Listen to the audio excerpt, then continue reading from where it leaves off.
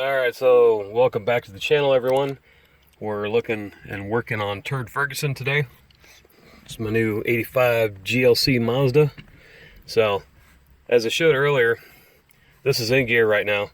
First gear. Normally you have a tiny bit of wobble. This has a lot of wobble. So that's not good. So I'm going to take a shifter knob off. Just unthread it. It's got quite a few threads on there. And then we'll take this boot off and slide it up a little bit. And usually I need to put a block behind the wheels because this is not safe. If I pop this out of gear, it's going to go rolling down the driveway and this door is going to catch on the house there and rip it backwards and ruin the hinges. So let me go block the wheel.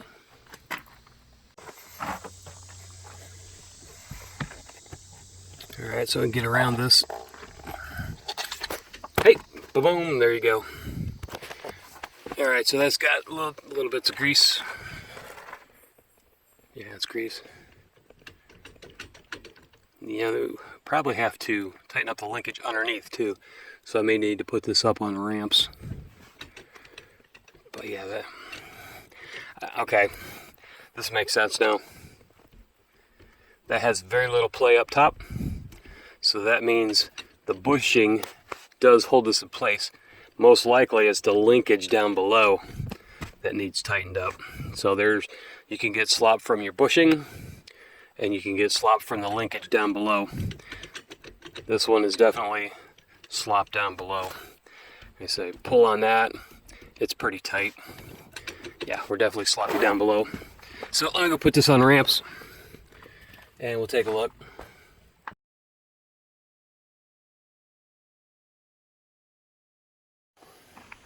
Alright, so that is one thing I like about older cars.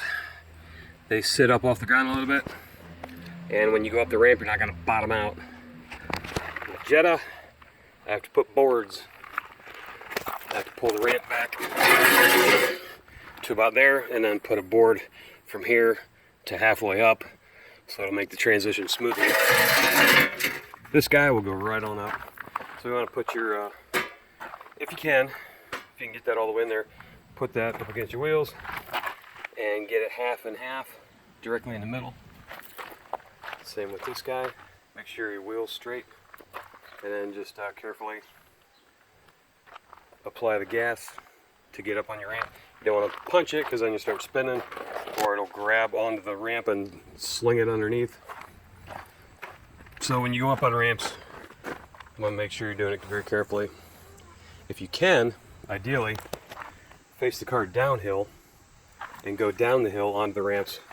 That'd be a little bit easier. I'm going a little bit uphill, so it's a little harder, but I've done it many times before, so no big deal. So let me get this up on the ramp and take a look underneath. Alright, so she's on. And make sure you put a block back here to hold the tire. Now, I had quite a bit of problem getting this on up here, so that tells me that the clutch is on its way out because I had the wheel right here, the clutch all the way out, and it wouldn't move. So I had to a couple times back and forth to make a run for it. So on top of everything else, this turd's going to need a clutch. Lovely. All right. So as we look here, here's where the shifter arm comes together, and there's a plastic bushing or sleeve inside of here. That's totally gone. That's just tube on the empty bolt. Same with up here in front. Yeah. So this will need a new one of these. This adapter, or if we can find the plastic bushing sleeves that go underneath it. And then also back here, we got the same back there. So yeah, a couple bushings on the front and back here, and that should firm things up quite a bit and get it to run properly. Also, looking at the muffler here, like I said, it does have a considerable exhaust leak. Let's take a look-see.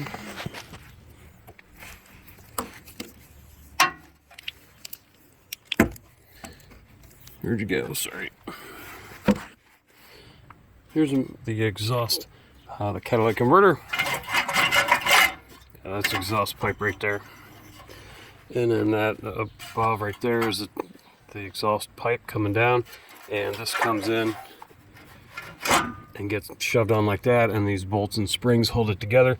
So we may be able to just connect these two back together and replace the clamps, which is probably this part here, and get that back together.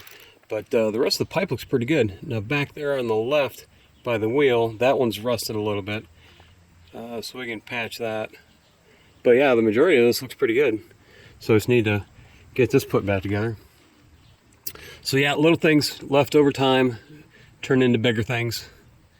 So you wanna get on that so it doesn't become a big thing and then cost you a lot of money. All right, so underneath we got this back of the transmission there where the boot is. We got to undo that one. It looks like about a 9/16. And then we got to undo, let me zoom in, that one right there as well. And then we'll take this whole linkage out and work on it out of the car. It'll be a lot easier. All right, so we got the bolt off. The top, it's a shoulder bolt. So the bottom is a 14 millimeter. I think the top is like a 13 or maybe even a 12. So that mates to that guy right there. And this has slop in it. So let me back this out and try something here. I had to go to Napa. They're about the only ones that I scrolled on the website for like 45 minutes, like 60 some pages of parts for this car. And I did find these right here. So there's your part number. It's from Ultra 8. They seem to have a lot of the older stuff for these cars. So this guy goes into right here. So this is the bushing.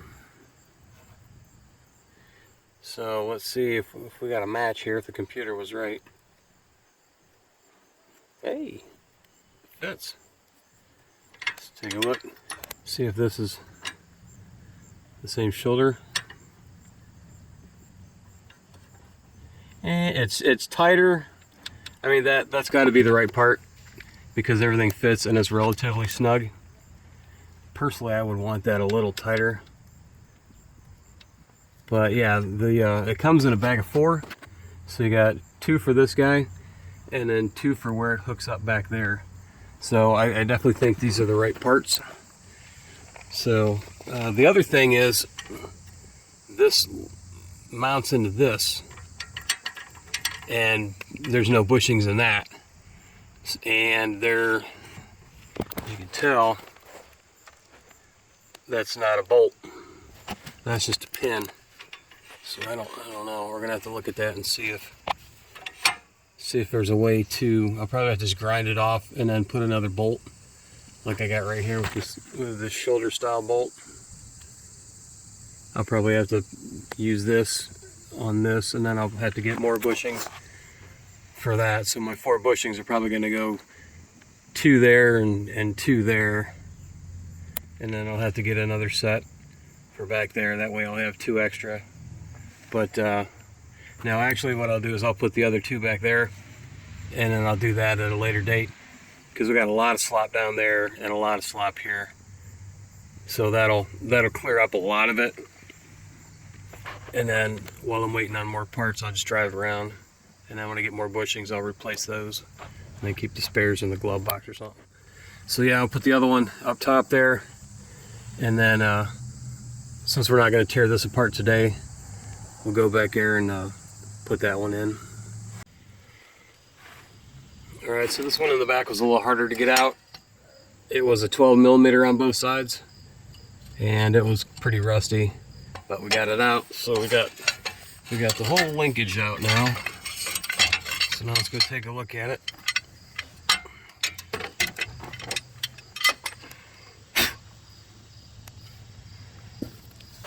Yeah,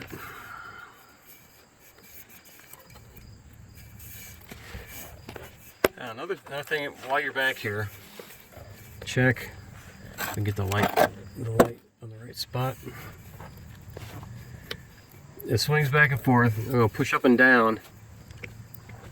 Very little movement. You know, it's not sloppy that way, and it seems pretty sturdy. The boot is torn, so if you drive in the wintertime with salt and slush, if you live in a snow state, you want to get that taken care of and replaced. This is going to be only summertime, once in a while car for me, so it's not as critical of a deal. Another thing that was kind of interesting was there's this other bar here that goes back to where the shifter is, and then it's mounted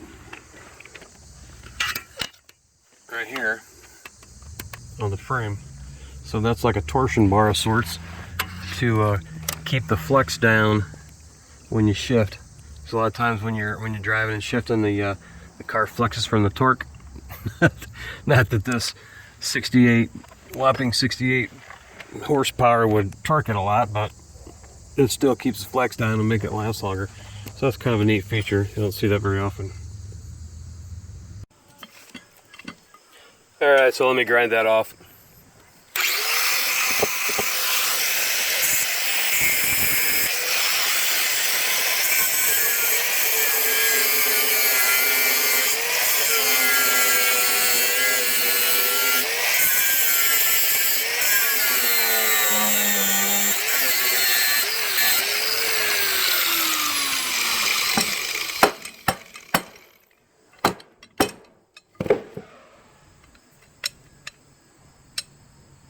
Alright, so you can tell I overdid just a little bit.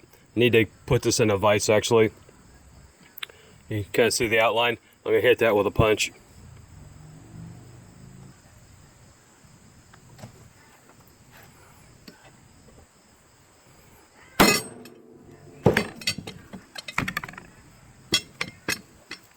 I really need to put it in a vise, but let's see if I can get the right spot. Man, that dude's really in there. That's like a press fit. Wow. Jeez. That's pretty much a press fit. I may have to put that in a vise. So I'm out here at Home Cheapo looking at bolts. The collar is a 1/2 inch diameter inside, so I grab one of these.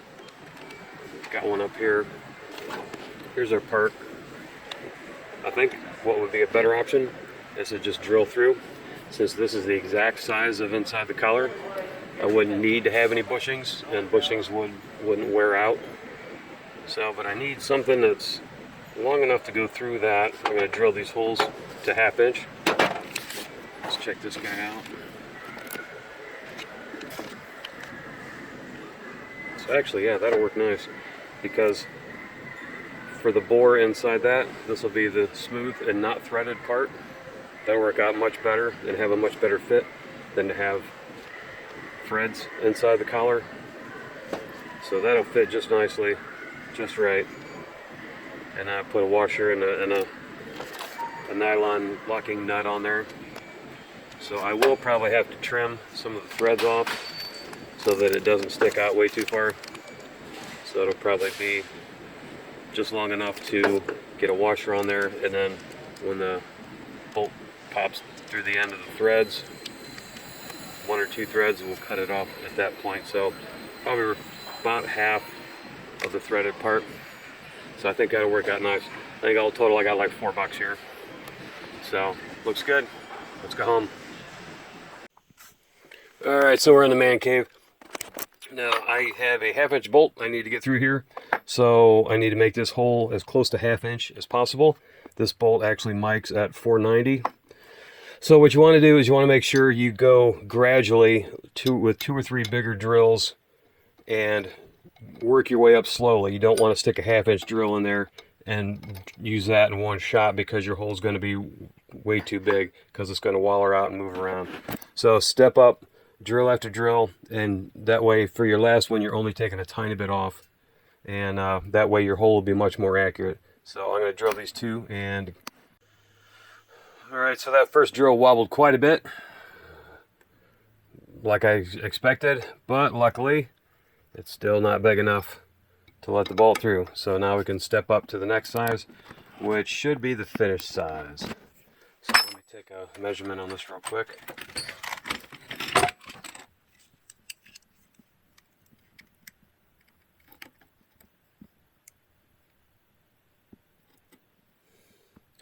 .440.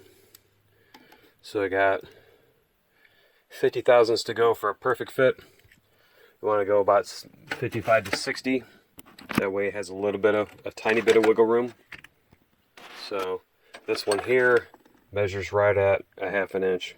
So we're going to use that very carefully, use an oil, and try and keep that as tight as possible and as clean a cut as possible. Alright, so I started on the other side and it grabbed right away. So I came back over, flipped it over, and did this side. Went very gently, lots of oil, and went through, and then kept going straight through to get that from the back side since the front had been compromised. And it moved a little back and forth here, but she mics at a 502. So moment of truth.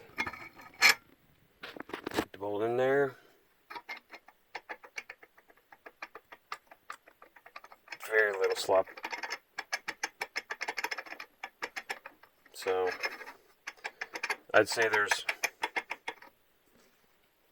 3 to 5. Yeah, there's that's within 5 thousandths with a hand drill.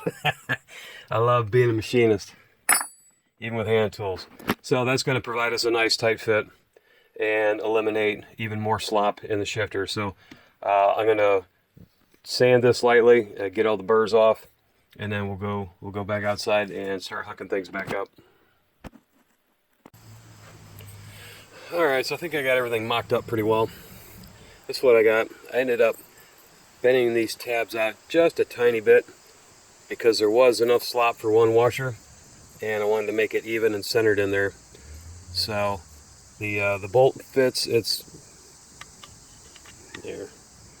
You can turn it just barely, and turning this way has a fair amount of resistance to it, which means it's a tight fit. And what I'm going to do is I'm going to never seize all over the place inside and then on the bolt, so that it won't rust or lock up on there, and it'll stay able to pivot and whatnot. So this looks pretty good for me. All I'm going to do is put my bolt on here and cut this off, the excess I don't need, because this is too big and won't fit up underneath the car. Alright, so we got our bolt cut to size. It's just enough to be flush with the threads on this side. So I'm going to take good old never seize, mechanic's best friend. But take it inside. Yeah, we get it lined up with the hole there. There we go. Run that in and out on the tube. And then we're going to run it in a bunch, liberally, on this pin. And that'll help ensure that it doesn't rust or lock up and freeze from oxidation. I'll put a little bit down here on the threads, but not up top where the nylon lock nut's going to go. I'm going to leave that dry. So let's take that part, wipe that dry, that way the nylon threads can do their job.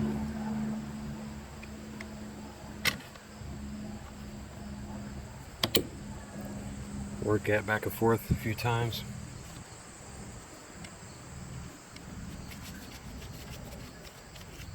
Go ahead and tighten that up. Alright, so these are 3/4 inch.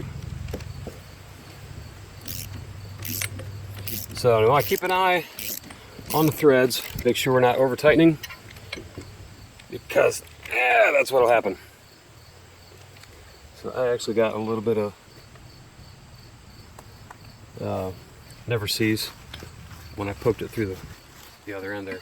So I'm going to back that off a little bit. I like to go back. I don't like to loosen, I like to tighten. So go past where you need to and then slowly come back up. So that's pretty good. It's got enough. I actually could have cut that bolt just a little bit longer. It'll work, but keep that a little bit longer for peace of mind. A little more. Alright, so this is up at the transmission, this end is. That's a little stiff. I don't want it quite that stiff because that'll be hard to shift through the gears. That's nice. Very nice. Let's find out where that magic point is.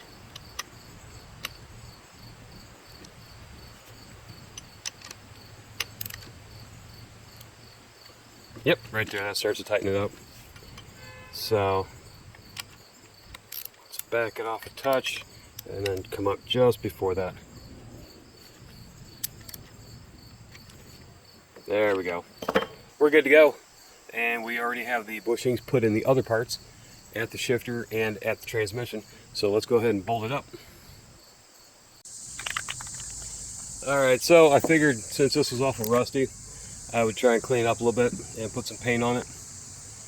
So I hit it with the wire brush wheel on my angle grinder, and then I wiped it down with rubbing alcohol, make it nice and clean. So look up it's on. Never light, not too bad because it'll start running. You get to make sure the inside tabs are painted also. Let that dry for about 3 to 5 minutes till it's kind of dry to the touch, and then we'll hit it once more and then let it cure. Alright, so we got the front bolted up, put Loctite never sees on everything. Got this bolt here going in the back, I got never sees on that, and see if I can do this one-handed. Put that in with the bushings. Got that lined up.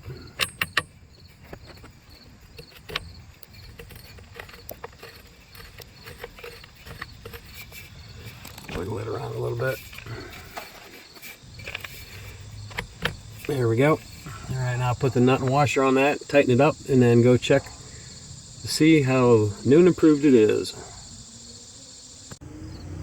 Alright, so now that we got everything bolted up, let's take a look-see here. Remember how sloppy it was before? This is nice and tight, very little slop. So what I'm going to do is I'm going to have my helper, he's going to slowly go through the gears. So 1 foot on the clutch, 1 on the brake, and just go 1 through 5, and we'll make sure nothing hits, because this is awful close to this. So tell me the gears as you're in them. Well, it should be in first. First, gotta wiggle it. Second, third. That's weird. Now we hit third again? Yeah. Okay. Fourth. Fifth. Okay. Then go ahead and reverse. It's all the way to the right, right? And back. That's weird. Because all it's doing is just going forward and backward. It's not moving side to side. It's just go in, come out, go in, come out. That's weird. All right. So everything looks good. Doesn't look like anything's going to hit. We got good clearance. So let's go up in and check it out.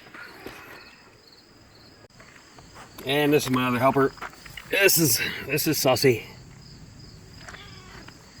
She's a Siamese. She's getting old. She's probably about 16. She's a dirty girl. She's been laying in the driveway all summer, getting warm and cooling off. What do you think? Should we try it out? Bad kitty. Get back in the tail and she goes nuts. Alright, let's go check it out.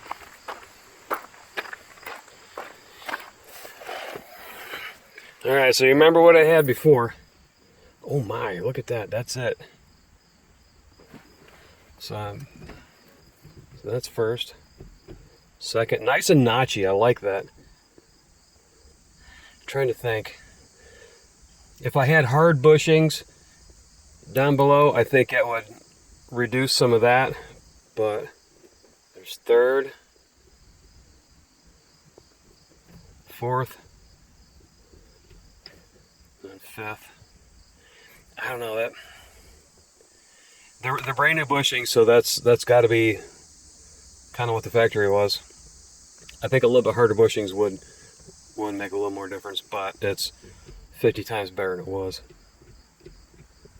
And I got my notchy back. I love the notch. There's reverse.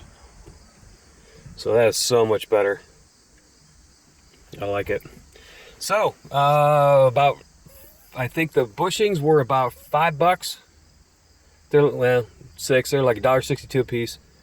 And then I got about $4.50 in the big bolt that we put in up front. So